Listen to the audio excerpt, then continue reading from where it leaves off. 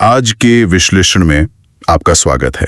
हमारे सामने एक कह सकते हैं एक कहानी है जी, जो अपराध की दुनिया से होते हुए हमें सीधे भारत की जो आपराधिक न्याय प्रक्रिया है उसके केंद्र तक ले जाएगी। हाँ, ये काफी दिलचस्प होने वाला है। और ये सिर्फ कोई क्राइम थ्रिलर नहीं है, नहीं, बिल्कुल नहीं। ये समझने का एक जरिया है कि कैसे हमारी पुरानी दंड प्रक्रिया संहिता यानी सीआरपीसी जी, उसकी जगह अब नई भारतीय नागरिक सुरक्षा संहिता BNSS ने ले ली है। और प्रक्रिया कैसे चलती है। हाँ, और इस बदलाव के बीच न्याय देने की जो प्रक्रिया है उसके महत्वपूर्ण चरण कैसे काम करते हैं।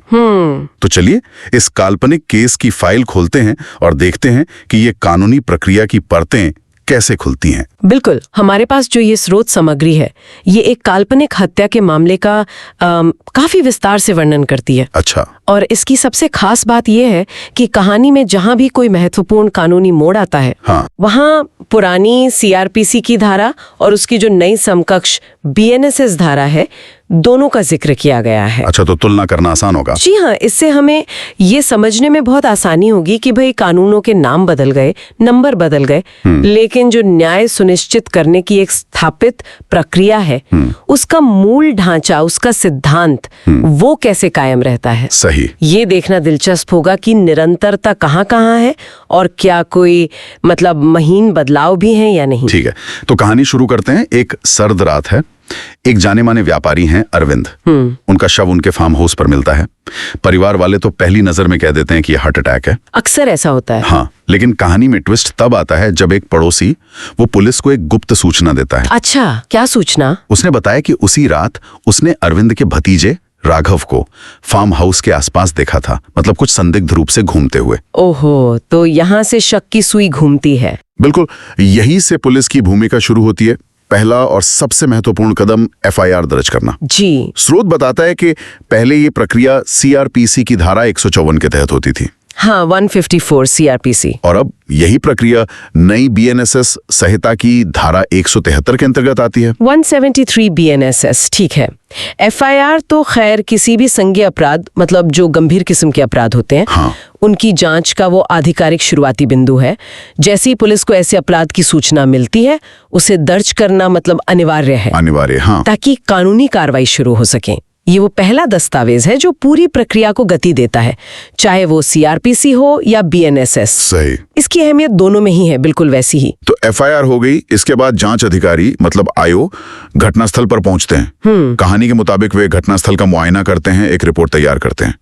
ये कदम पहले CRPC की धारा 157 के तहत था। जी, 157 CRPC। और अब BNSS की धारा 176 में है। 176 BNS। और उन्हें वहां मिलता क्या है, ये दिलचस्प है। बिस्तर के पास खून के कुछ धब्बे। खून के धब्बे? हाँ, और जहर की एक खाली शीशी। ओहो, अब ये चीजें तो हार्ट अटैक वाली थ्योरी से बिल्कुल मेल नहीं खाती। सही कहा, बिल्कुल नहीं। घटनास्थल का निरीक्षण और साक्ष्य यानी सबूतों का संग्रह, ये तो जांच की रीढ़ होती है। रीढ़ होती है, हाँ। यहीं से केस की दिशा तय होती है। खून के धब्बे मिलना, जहर की शीशी मिलना, ये ऐसे तथ्य हैं जो तुरंत शक पैदा करते हैं और जांच को एक दिशा देते हैं कि भाई ये मामला शायद उतना सीधा नहीं है जितना बताया जा रहा है। बिल्कुल। प्रक्रियात्मक धारा का नंबर बदल गया है, जैसे 157 से 176 हो गया, लेकिन जांच का ये मूलभूत सिद्धांत, सबूतों की तलाश, उनका विश्लेषण, वो वैसा का वैसा ही है। तो कहानी तेजी से आगे बढ़ती है। सबूतों के आधार पर शक गहराता है और अगली सुबह पुलिस राघव को गिरफ्तार कर लेती है। अच्छा। स्रोत हमें बताता है कि ये गिरफ्तारी CRPC की धारा 41 के प्रावधानों के तहत की गई थी। हाँ, सेक्शन 41 काफी महत्वपूर्ण है गिरफ्तारी के लिए। हाँ, और अब ये प्रावधान BNSS की धारा 35 में मिलते हैं। धारा 35 BNSS। जाहिर है हत्या जैसा मामला है तो गंभीर, संज्ञेय और गैर जमानती अपराध की श्रेणी में आएगा ही। बिल्कुल। और गिरफ्तारी के साथ ही जो प्रक्रिया का पालन है वो भी जरूरी है। हाँ, बिल्कुल। अधिकार। पुलिस अधिकारी ने राघव को गिरफ्तारी का कारण बताया। जी। ये अधिकार पहले CRPC की धारा 50 में था। जी। और अब BNSS की धारा 48 में सुनिश्चित किया गया है। Section 48 BNSS। इसके तुरंत बाद उसे 24 घंटे के भीतर मजिस्ट्रेट के सामने पेश किया गया। ये बहुत जरूरी है। हाँ, ये एक और महत्वपूर्ण कानूनी अनिवार्यता है जो पहले CRPC की धारा 57 में थी। 57 CRPC और अब BNSS की धारा 58 में है। 58 BNSS। देखिए, ये दोनों ही प्रक्रियाएं जो है ये नागरिक अधिकारों की सुरक्षा के लिहाज से बेहद महत्वपूर्ण है। गिरफ्तारी का कारण जानना आरोपी का अधिकार है, ताकि उसे पता चले भाई मुझे क्यों हिरासत में लिया जा रहा है। सही। और 24 घंटे के भीतर मजिस्ट्रेट के सामने पेशी ये सुनिश्चित करती है कि पुलिस हिरासत मनमानी ना हो। हाँ। और उस पर एक तरह से न्यायिक निगरानी बनी रहे। बिल्कुल। ये व्यक्ति की स्वतंत्रता और कानून के शासन के बीच एक संतुलन बनाता है। और ये सिद्धांत नए कानून में भी उतना ही मजबूत है। ठीक है, तो अब राघव पुलिस हिरासत में है, लेकिन पुलिस को मामले की तह तक जाना है और सबूत इकट्ठा करने, इसके लिए और समय चाहिए। हाँ, पूछताछ करनी होगी। इसलिए पुलिस ने पूछताछ के लिए राघव की रिमांड मांगी। रिमांड, ये प्रक्रिया पहले सीआरपीसी की धारा 167 में वर्णित थी, सेक्शन 167 सीआरपीसी, और अब बीएनएसएस की धारा 187 के तहत आती है, 187 बीएनएसएस। कहानी में बताया गया है कि मजिस्ट्रेट ने जांच की जरूरत को देखते हुए 7 दिन की पुलिस कस्टडी मंजूर कर ली। 7 दिन की कस्टडी मिली। हाँ, और इसी रिमांड अवधि के दौरान पुलिस को एक बड़ी कामयाबी मिलती है। अच्छा, क्या मिला? एक सीसीटीवी फुटेज हाथ लगता है। ओहो, जिसमें राघव घटना से कुछ दिन पहले एक दुकान से वही जहर खरीदते हुए दिख रहा है जिसकी शीशी घटनास्थल पर मिली थी। अरे वाह, ये तो बहुत बड़ा सबूत है। हाँ, ये तो केस में एक निर्णायक मोड़ लगता है। हाँ। पुलिस ने फौरन उस केमिस्ट का बयान दर्ज किया। ये प्रक्रिया पहले सीआरपीसी 161 के तहत होती थी। 161 सीआरपीसी पुलिस द्वारा बयान। हाँ, और अब बीएनएसएस की धारा 180 में है। 180 बीएनएसएस। हाँ, और यहाँ एक और महत्वपूर्ण कदम उठाया गया होगा। क्या? पुलिस ने सिर्फ अपना बयान दर्ज नहीं किया होगा, बल्कि उस केमिस्ट का बयान मैजिस्ट्रेट के सामने भी दर्ज करवाया होगा। हाँ, कहानी में इसका जिक्र है। ये सीआरपीसी की धारा 164 के तहत होता था। 164 सीआरपीसी। और अब बीएनएसएस की धारा 183 में इसका प्रावधान है। 183 बीएनएसएस। मेरा एक सवाल था, ये मजिस्ट्रेट के सामने दिए गए बयान की अहमियत ज्यादा क्यों होती है पुलिस के बयान से? हाँ, ये एक बहुत महत्वपूर्ण सवाल है। देखिए, कानून की नजर में धारा 164 या अब 183 बीएनएसएस के तहत मजिस्ट्रेट के सामने दिया गया बयान ज्यादा वजन रखता है। अच्छा। ऐसा इसलिए माना जाता है क्योंकि ये बयान एक न्यायिक अधिकारी की उपस्थिति में, मतलब बिना किसी पुलिस दबाव के, स्वेच्छा से दिया गया माना जाता है।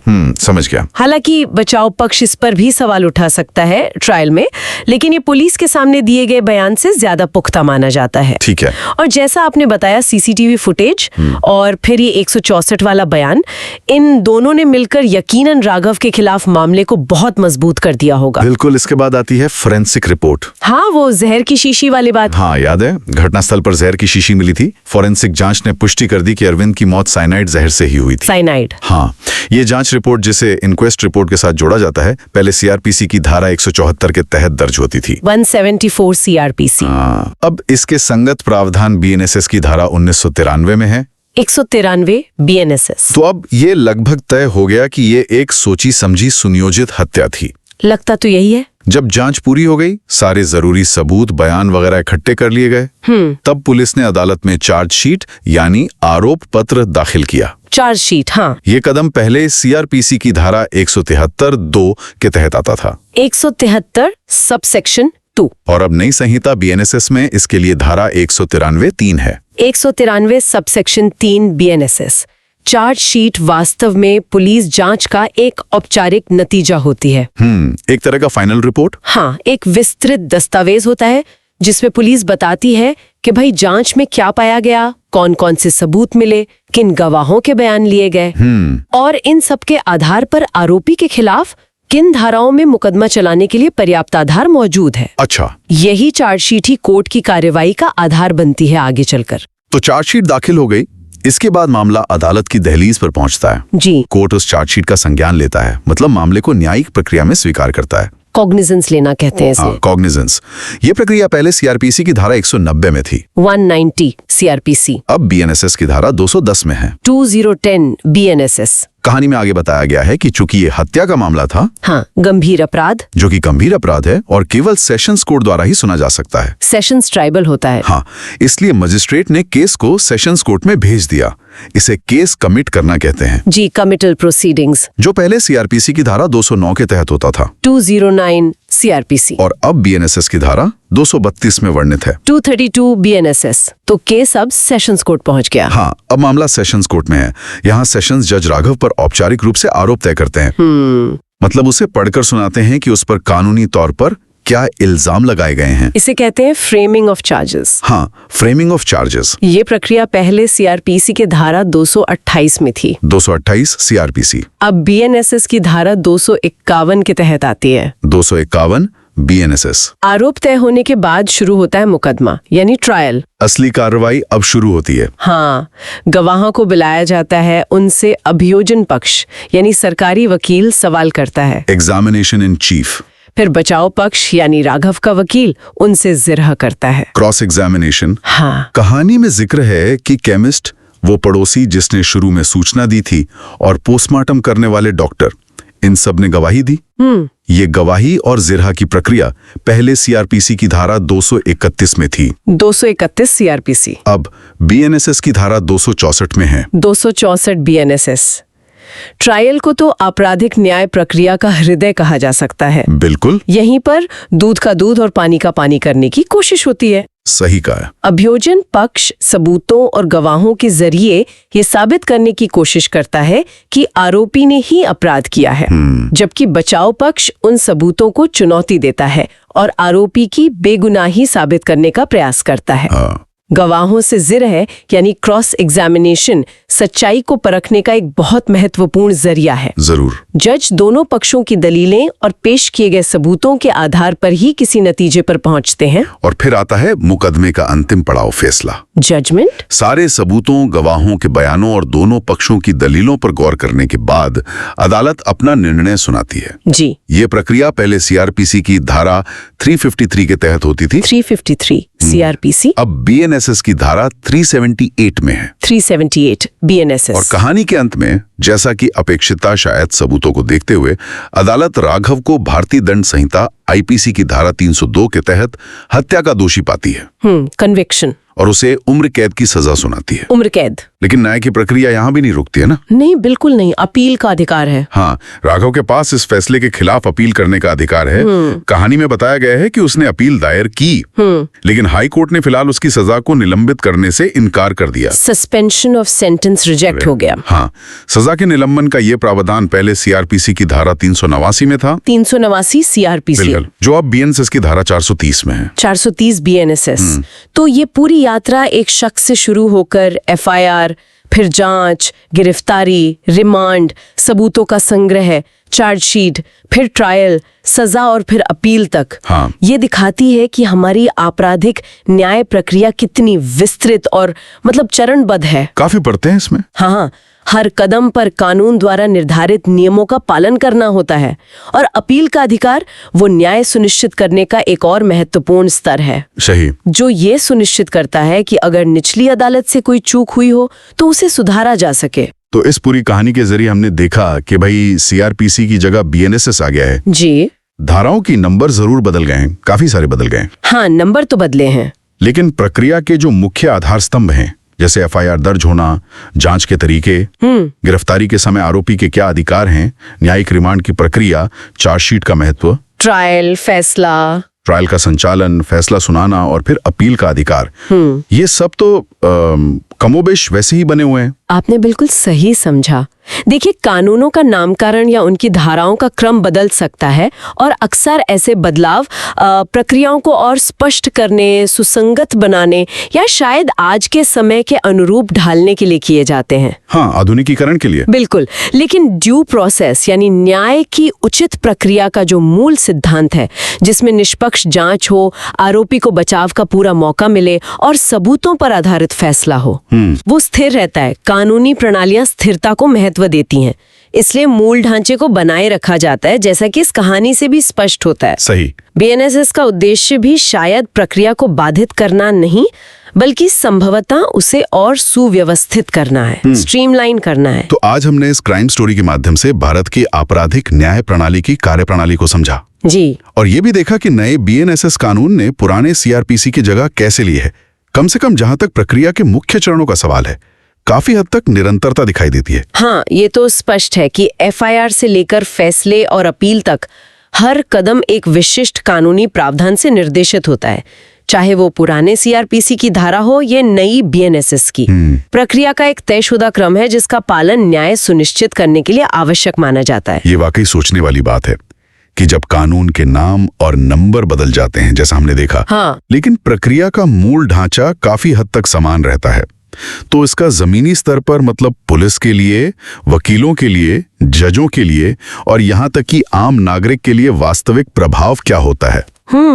ये एक अच्छा सवाल है। क्या ये सिर्फ नई धाराओं को याद करने और लागू करने की आदत डालने तक सीमित है, या इसके कुछ गहरे व्यवहारिक निहितार्थ भी हो सकते हैं? और साथ ही ये भी विचारणीय है कि क्या बीएनएसएस जैसी नई संहिताओं में कुछ ऐसे सूक्ष्म बदलाव या नए पहलू शामिल किए गए हैं, जैसे शायद डिजिटल सबूतों को लेकर या जांच की समय सीमा को लेकर? हाँ, ये संभव है।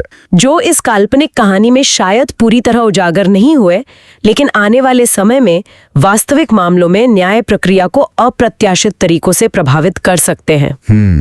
भले ही इस कहानी में प्रक्रिया हमें जानी पहचानी लगे, इन नए कानूनों का वास्तविक क्रियान्वयन वो कैसे विकसित होता है, इस पर लगातार नजर रखना दिलचस्प भी होगा और जरूरी भी। बिल्कुल। इस विस्तृत चर्चा में शामिल होने के लिए धन्यवाद। धन्यवाद।